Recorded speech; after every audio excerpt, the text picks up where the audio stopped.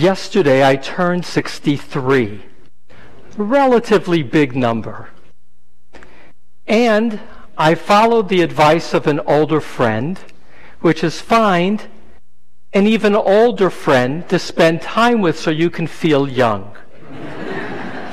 So yesterday I took out a congregant that I much love, Margaret Woke, for lunch. Margaret is 96. She made me feel young. Not only because of the age difference, but because of her vitality and clarity of mind. Margaret was a war bride, World War II. She was 18 years old in 1939 when the war broke out as a young woman in Edinburgh, Scotland. And there she was employed by the forestry department as a young woman during the war. And she helped organize a dance for GIs. And among the GIs was this young man from New York, Mort, who after having one dance with her, decided she was the one. And before he shipped off to France within the week, he asked her if she would wait for him to be his bride. She said she would. It would take almost a year and a half before the war would end, and they would reunite and get married. She would convert to Judaism. Mort and Margaret became leaders in our Orange County Jewish community. He was the head of B'nai B'rith for the local 6 states, and Margaret was, to my knowledge, the first real historian of Orange County Jewish life, before Dahlia Taft, who does it now. Margaret Woke did it for many years. For Margaret loved learning. She finished high school at the age of 16, after she shared with me yesterday 4 years of Latin and memorizing much Shakespeare. And then the war began soon after. I said to Margaret, in Edinburgh, where you grew up, did you have an icebox? She said, no icebox. I said, a refrigerator? She laughed. She said, I can still remember as a 6-year-old the first woman in our neighborhood who got an electric vacuum cleaner. There was hardly any cars in Edinburgh, and there was no icebox. We only ate fresh. And when we ate, she said, that meant my mother had to go to a different store for every item by foot, which helped me understand something as I was with Margaret yesterday, who, unlike a younger brother, did not go to college then because she was a girl. And although she was an extraordinary student, she was a girl. What I understood is why women didn't work for so long. Because to get the day organized in an earlier time took a lot of time. It took a lot of time to go shopping, to clean the house, to take care of the children. There weren't disposable diapers. It was simply hard. My wife Linda and I have told this story before. We spent our honeymoon in Ethiopia a long time ago, over 30 years ago.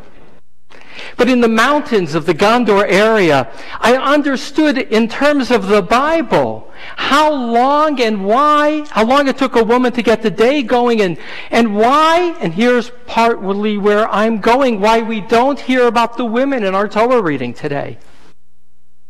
Because in Ethiopia, still living as they had for thousands of years, a man got up early in the morning and he put a yoke on his back and walked behind an ox in the field. And by the time he was 45, if he was lucky, maybe 50, he was done working because his back could no longer hold that yoke. A woman would spend 6-7 hours a day just to get the coffee going. In that community, you would have to walk at least a mile in the hill country of the Gondor area to fetch water, and it would usually require at least 2 trips. And then you would have to climb the hills to cut wood. And that would take a long time. And then when you got back, you had to grind the grain, which is to say, to get the coffee brewing. And you know, coffee, some say it comes out of Ethiopia. To get the coffee brewing, would take 6-7 hours, and you had to work cooperatively. Other women would help with the children while you were doing what was more physically demanding. Why are there no women present in our Torah reading? Because not unlike Ethiopia, it was a time and a place in which there was a clear partnership, in which there was understandably clear roles that required physical strengths in some cases, and endurance and patience in another area. And so what we know is that the times they are a-changin'. As Sydney comes forward as a bat mitzvah today, that's not something that took place when my friend Margaret was a little girl, not in Scotland and not anywhere. Because economics change. See, in World War I, women had to step forward. The suffragette movement had been around for a while. But women did not get the right to vote in America. They were not part of our Bill of Rights. They were not considered, even like slaves, counted. Not until World War I, where women were needed to fill in for men, and all the more after World War II, when they began to step forward like Margaret, and later went on to get her college degree, and has a daughter who became a PhD and headed one of the Cal States in Los Angeles. For the times they are a-changin'. The middle word of our Torah, as defined by the Sofrim, by the scribes, is darosh, darash. You shall surely inquire. And it's a remarkable choice. You know what that middle sentence deals with? Chapter 10, verse 16? Moses making a mistake. Moses says to Eleazar and Itamar, to his nephews that survived, with their brothers having died, he says, why didn't you eat from the notarim? And it says in that same verse of darosh, darash, that Moses was angry. And his brother Aaron says, but don't you know? We're mourners. As mourners, we don't eat from the sacred food. And the commentators would say, that is the danger of getting angry. You forget, you lose what you should know. I think it's fascinating and wonderful that the middle verse of the Torah is not only on the words darosh, darash, but is also about Moses Rabbeinu, Moses our teacher, overwhelmed by emotion and making a mistake. For ultimately, what is distinctive about our tradition is the ability to ask questions. That's what freedom is. That's why our Seder is about questions. To be free is to be able to ask. To understand is to dig deeper. This week on Thursday night, many of us gathered at Chapman University to honor Yom HaShoah and to pay tribute to Elie Wiesel, who for so many years taught at Chapman. Among the things that Professor Wiesel taught me was that to be wise in our tradition is to be called a Talmid Chacham.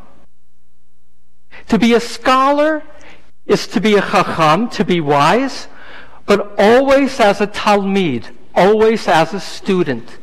One is never done learning if one is indeed growing. It is right to look past for grounding and to look to the future because the times they are changing. The image is that of a musical string pulled in two directions. To get that sweet spot, to get that note that creates melody, requires being anchored in the past and anchored and drawn to the future. To be chacham means to know the past. To be a talmid means to always be looking forward. The times they are changing, and where they're going is not always clear. It helps us to be grounded in the past in order to look to the future and to live now with a moral compass and with meaning. And we do that with words because our tradition teaches words matter in defining character, words matter in creating ambition and enthusiasm and a forward direction. Ribono Shel Olam, Rachel Korzin will teach us after lunch about poets who use language to protest politics. Power is the ability to affect change, and those who wield power matter. And poets wield power with words. Of the poets that she selected, one is a woman born in 1972, because now women's voices are heard more than in the past, and allows for a harmony when joined together with men's voices that have much wisdom to share too. May we together use our words to inquire and to ask about power, because power matters. May we use our voices to sing the songs of freedom that require commitment. For on this, the 11th day of counting the Omer, Gevurah, may we know the importance of self-discipline as we move toward freedom. Amen.